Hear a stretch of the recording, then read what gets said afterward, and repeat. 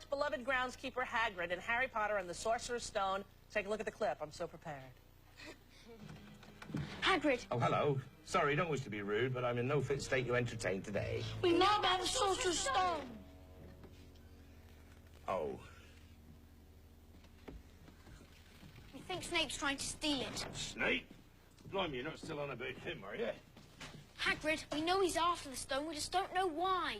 Snape is one of the teachers protecting the stone. He's not about to steal it. What? You heard. Right, come on now. I'm a bit preoccupied today. Wait a minute.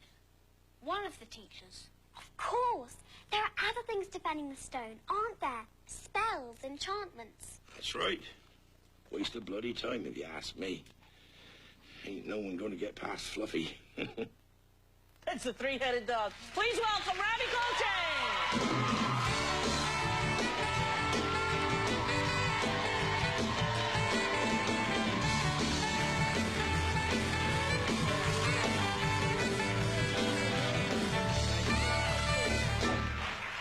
You were so good in this movie, Robbie. You were so good. Am I going to disagree with that? No, you shouldn't disagree at all. But I gotta say, when I saw you, I understood why you were cast right away. Because Hagrid's such a handsome guy, right? Exactly. But you know, not just the look, you had the whole feel of him. Well, thank you very much. Well, you know what happened was that she did an interview and said that whatever happened, Hagrid had to be Robbie Coltrane. So, of course, my son is 8. Oh. So the pressure. Yeah, you had to do it. Oh, please, you know, and all these little friends. So you're going to do it, Dad, aren't you? I'm going, well, I'll check out the producer and the director and the writer and see if they're going to do it in the spirit of the book. Sure. Justice, that's the very word. Why didn't I think of that Well, word? there you go. I am helping along. So, because you do worry about that. When the book is so beloved and so wonderful, you worry, oh, I hope they're able to do it. Well, it's like the worst scenario you could imagine would be being in a crap Harry Potter movie. Exactly. Are we allowed to say crap? Yeah, you're allowed to say crap here. Sure you can. Not very good. You can edit. Yeah. Okay. No, we don't edit crap. In fact, we say it often. Crap, crap, Whoa, crap. we don't care, do we? Crap, crap, crap. Yeah, okay. Now, how long did it take you to grow the beard?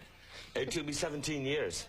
No kidding. I started when I was 12, and that's some thinking. you know, baby bio, you know, that kind of stuff. Yeah. No, actually, it was stick on. It was, honestly. It was stick on. And it was very good stick on then. And it was so uncomfortable, you can't imagine. I can imagine. They use the glue they use for morticians. No, for I think they use it for sewing up wounds instead of using oh, like the new skin some people stuff? groaning in the audience. They've done this. Yeah. Instead of using stitches, they use this particular glue. So so it was hard coming off. No, it was great. Great to go on. Coming off was a nightmare. Yeah, I can imagine. Yeah. And how did they make you so tall? What did they have you walk on planks? You know, everyone asks that, don't they? And I'd so like to tell you, but if I told you, it would spoil it for millions of children. That's so true, it would. Yeah. But I did expect when you walked out there for you to be 7'8". Yeah, well, I'm a big guy. Yeah, 8'6". 8'6". That's what you are in the movie. But the funny thing is, because I was saying to Joanne, I was saying, why 8'6"? Why not 9 feet? She says, well, 8'6" is just right. Yeah. You know, for a giant. I thought that was quite sweet, really. How was it working with kids now? Nightmare. Was it hard? Really bad. You have no idea what it was like. I'll tell you later. Okay, all right. Well, it's good if you're going to work with kids to do it in England because they only get to work 4 hours a day, right? Something like that. Is it 4 hours a day? Yeah. Yeah. Well, they always it's embarrassing to tell you this in front of them, but they were just fantastic. Were they? Yeah. Yeah, because they're not show busy. They're dead sweet, and Christopher Columbus made a lot of effort to make the atmosphere kind of intimate, didn't he? Because making a movie with the kind of budget we have and the size of sets, if you're not careful, like it can become an industrial process. You know, it's like manufacturing motor cars, and he always kept it very quiet and intimate and brought it down. And also, he's terribly funny. Yes. Isn't he? We were always making terrible jokes. Can I tell you about this man? Yes, what did he do? This one here turned the language on my cellular phone into Turkish. Which, well, you think, yeah, big deal, we'll just change it out of Turkish, except you have to know the Turkish for change language in order to turn. So we had, remember there was a makeup lady who had a Turkish father or something. Do you remember? Yeah, that's 3.5 hours. Excuse me. So what is the Turkish for change language?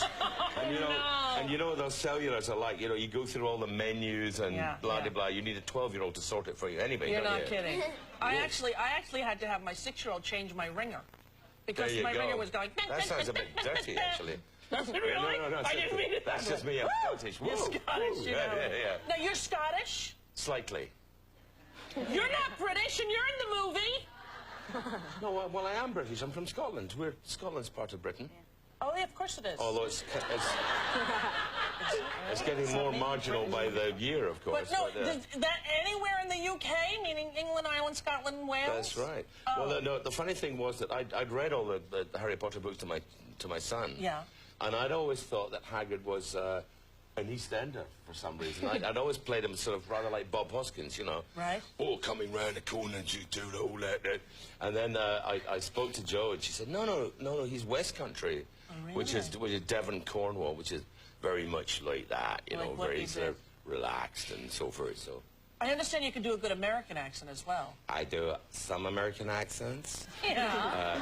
No, the first job I ever had, you can go to sleep now, children. The first job I ever had, my sister met, there was a company called the San Quentin Theatre Workshop, right, which started in San Quentin. Prison? Yeah. So I felt a bit of a wuss because I was the only one who hadn't done major time, right? Sure. And they wanted an American actor and they couldn't find one in London. And I just happened to be in a bar doing my night. I could have taken Wilson apart that night. So what happens to me? He gets a title shot in the ballpark. What do I get? I won my ticket to Palookaville. The guy said, you got the job. Oh! And it was like, no need. I think it was $1 a day, and I got to sleep in somebody's floor, and I thought, this is it. I'm in show business. You're an actor now. Yeah, exactly. You know, I wasn't allowed to be in the movie, although I wanted to do. Who did you want to play? Ron's mom. Ron and Jenny Weasley, Mrs. Weasley. And you were never mentioned? No, I actually talked to Joe and I called Chris and begged. Yeah. I hear you threatened. No, would I do that? No. Robbie, come on. I heard there was a car outside her house. No, that wasn't me. We're going to go to break.